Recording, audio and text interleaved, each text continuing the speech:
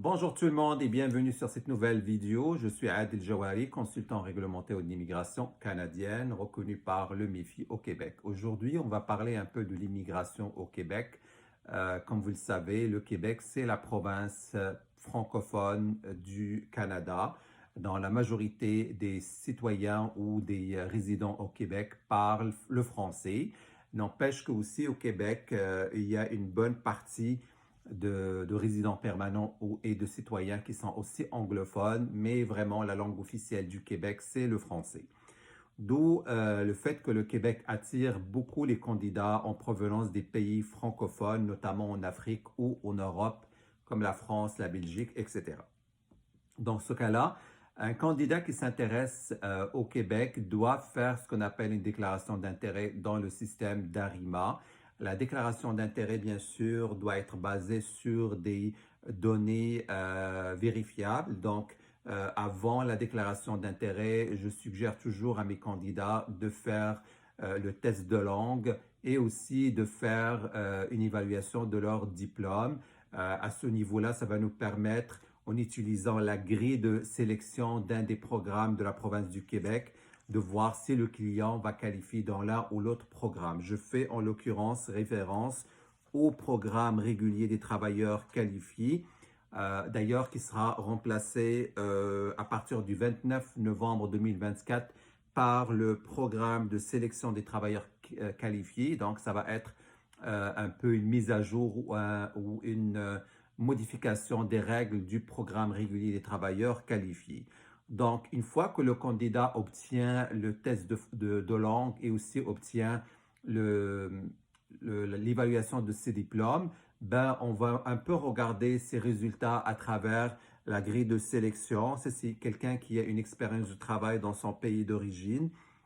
Ben, c'est sûr et certain, on regarde en premier avec la grille de sélection du programme régulier des travailleurs qualifiés qui fait partie justement du règlement de l'immigration de la province du Québec et qui est daté du 2 août 2018. Il n'a pas été mis à jour depuis. Il y a un ensemble de critères, comme on avait vu aussi pour la grille de sélection des travailleurs qualifiés fédérales. Il y a un ensemble de critères pour lesquels le candidat va obtenir des points qui vont lui permettre de voir s'il va éventuellement être sélectionné lors des prochains tirages ou non. Donc, je cite à titre d'exemple la formation du candidat, la formation académique. Ben, ça peut lui donner des points entre 2 et 14 points. Donc, 2 étant le minimum qu'il peut obtenir pour une formation secondaire générale et puis 14 points pour une formation, admettant universitaire de troisième cycle. Ça, c'est au niveau de la scolarité. Aussi, il y a ce qu'on appelle le domaine de formation qui va donner certains points aux candidats en question. Donc, il y a une autre grille qui va nous permettre de voir un peu en fonction du domaine de formation, ça va être quoi le pointage du candidat en question. Le deuxième point de la grille, ça va être bien sûr l'expérience de travail qui peut donner entre 0, moins de 6 mois d'expérience de travail à 8 points.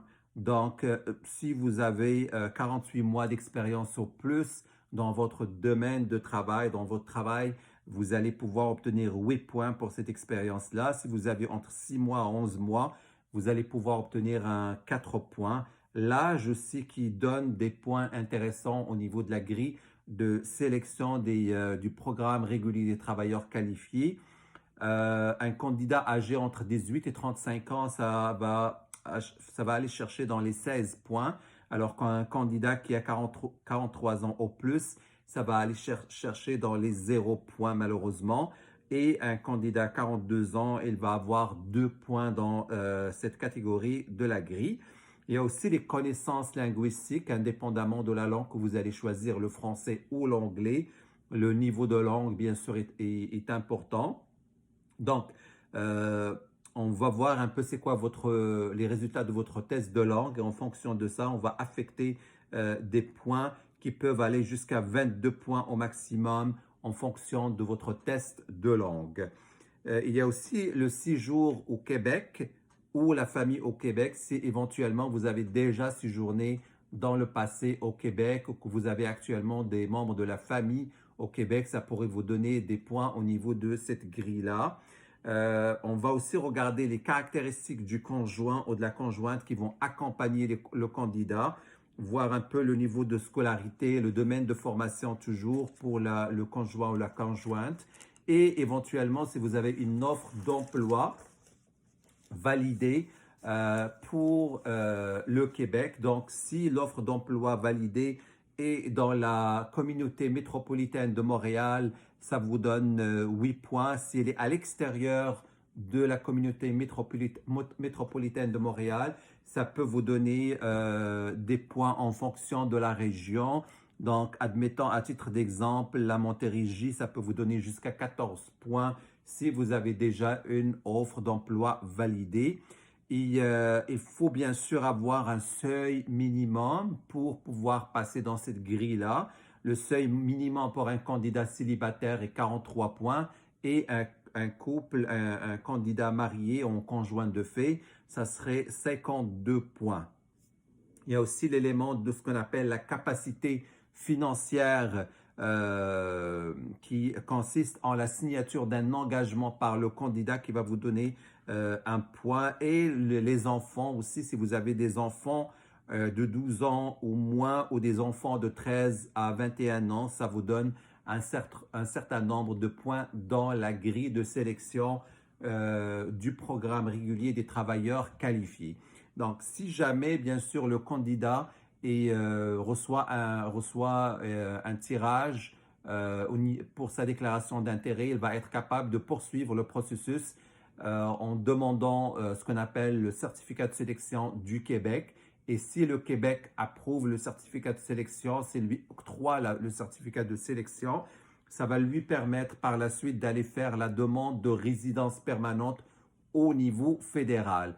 Au niveau fédéral, à cette étape-là, le fédéral va plutôt regarder ce qu'on appelle la santé et la sécurité. Donc, si le candidat représente un fardeau fiscal au niveau de la santé ou si le candidat, par exemple, a des antécédents judiciaires, dans ce cas-là, il risque de ne pas être accepté à l'étape de la demande de résidence permanente. Donc, on a parlé aujourd'hui du système ARIMA. On a donné comme exemple la grille de sélection du programme régulier des travailleurs qualifiés qui va d'ailleurs être mis à jour en date du 29 novembre 2024. Ça va être remplacé par ce qu'on appelle le programme de sélection des travailleurs qualifiés. La prochaine vidéo, on va vous donner un peu plus de détails, un peu plus d'informations sur le nouveau programme qui va remplacer celui des travailleurs qualifiés ou le programme régulier des travailleurs qualifiés. Puis on va pouvoir faire ce qu'on appelle une certaine comparaison entre la formule actuelle et la nouvelle formule qui va entrer en vigueur le 29 février, plutôt le 29 novembre 2024. Donc, restez connectés à notre chaîne. On va faire plus de vidéos aussi sur les autres programmes d'immigration québécoise pour la communauté francophone et la prochaine vidéo serait sur le PSTQ. À très bientôt et merci de votre attention.